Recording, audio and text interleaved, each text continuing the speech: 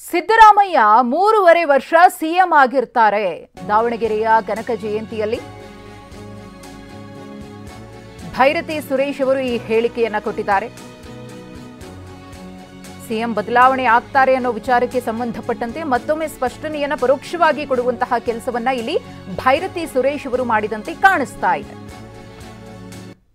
ಇನ್ನು 3.5 ವರ್ಷಗಳ ಕಾಲ ಕಾಂಗ್ರೆಸ್ ಸರ್ಕಾರ ಈ ರಾಜ್ಯದಲ್ಲಿ ಅಧಿಕಾರದಲ್ಲಿರ್ತದೆ.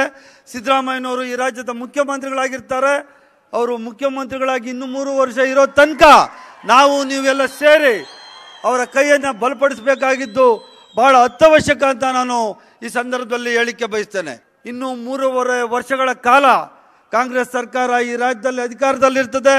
ಸಿದ್ದರಾಮಯ್ಯನವರು ಈ ರಾಜ್ಯದ ಮುಖ್ಯಮಂತ್ರಿಗಳಾಗಿರ್ತಾರೆ.